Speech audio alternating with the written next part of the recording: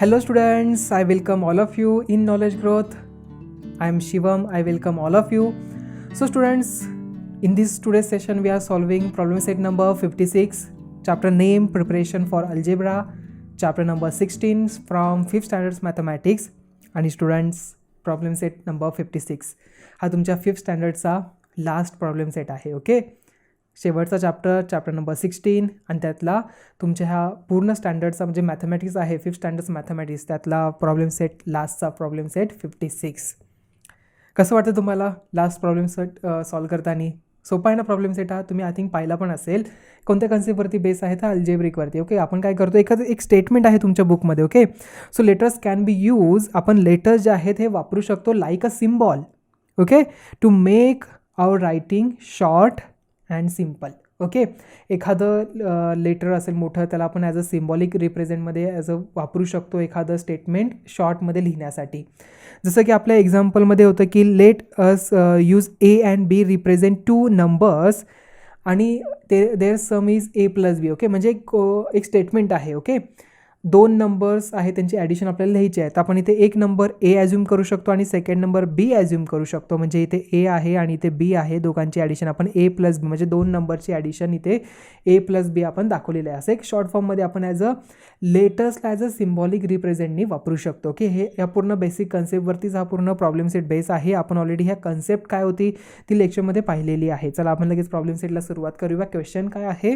Use a letter for any number and write the following properties in short. Okay, आपल्याला काय करायचं, ही property शॉर्टमध्ये लिहायची आहे. क्वेश्चन पाहूया. The sum of any number. कोणतं घ्यायचं लेटर? चला पी घेऊया आपण. हां, तर sum of any number and 0. तर मी एनी नंबरला वापरलेला आहे पी आणि इथे आहे 0. ह्या दोघांची सम काय होते? नंबर इटसेल्फ, हाच नंबर पुन्हा, म्हणजे इथे मी पुन्हा पी लिहिणार. सो आपलं स्टेटमेंट काय होईल? सो आन्सर बनले इथे P plus 0 is equal to P. हे माझं आन्सर बनलेलं आहे. अगदी सोपं होतं की नाही? करेक्ट. चला पुढे पाहूया लगेच. नेक्स्ट आहे the product of any two numbers. कोणत्याही दोन नंबर्सचा product and product obtained after changing order of those number is the same. ह्याचा अर्थ काय होतो? पहा, इथे एक नंबर आहे 8 आणि इथे 5 आहे. 8 पंचे पण 40 आणि 5 8 सुद्धा 40. फक्त इथे काय करायचं, आपल्याला रिप्रेझेंट करायचं आहे बाय लेटर्सनी.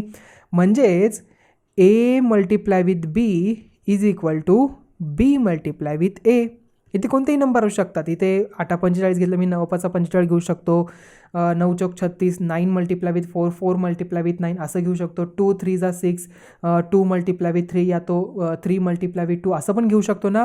म्हणजेच product of any two numbers. Okay, product of any two numbers म्हणजे ए आणि बीचं product and product obtained after changing order. बघा बरं, मी ऑर्डर चेंज केली का? येस, बीला इकडे घेतलं, एला तिकडे घेतलं. B multiply with A those numbers is the same. आहे का सेम? येस, इक्वल आहे. आपण खात्री पण करून घेतलेली आहे. चला पुढे पाहूया लगेच. नेक्स्ट काय आहे? The product of any numbers and 0 is 0. Okay, हे तुम्हाला तर माहितीच आहे. कोणत्याही नंबरला जर आपण 0ने मल्टिप्लाय केलं आपल्याला आन्सर 0च येतं. सो दॅट्स वाय आपण इथे लिहूया एम घेऊया. Okay, so M multiply with 0 is equal to we get 0. Okay, so any number ऐवजी मी तिथे काय केलं, एम घेतलं आणि एम मल्टिप्लाय विथ 0. कोणत्याही नंबरला आपण 0ने मल्टिप्लाय केलं आन्सर 0च येतं. आणि पुढे आहे right the following properties in words. आपल्याला काय करायचं आहे आता? ही जी प्रॉपर्टी आहे आपल्याला वर्डमध्ये लिहायची आहे. ठीक आहे, चला M minus 0 is equal to M. So काय करणार मी आता इथे? जसं आपण आधीचं स्टेटमेंट जसं आपण लिहिलं ना तसंच लिहायचं. So subtracting 0 from any number. Okay, आपण काय केलं इथे 0 सबट्रॅक्ट केलेला आहे कुणामधून? एनी नंबर म्हणजे एममधनं. आपल्याला आन्सर काय मिळते? Number it self. सो आपण लिहूया इथे लगेच. चला, सबट्रॅक्टिंग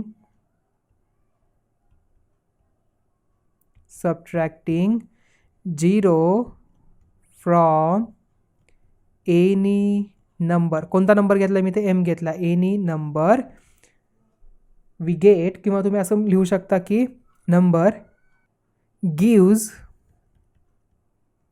number itself. तोच नंबर आपल्याला मिळतो. हो की नाही? येस, समजलं. चला पुढे पाहूया लगेच. नेक्स्ट आहे n divided by 1 is equal to n. Okay, तर एनला मी 1ने डिवाईड केलं तर मला आन्सर एन मिळत आहे. म्हणजे याचा अर्थ काय होतो students, if dividing any number by 1, कोणत्याही नंबरला आपण 1ने डिवाईड केलं आपल्याला तो नंबर स्वतःच मिळतो आहे. So therefore dividing any number by 1, कोणत्याही नंबरला आपण 1ने डिवाईड केलं गिव्स नंबर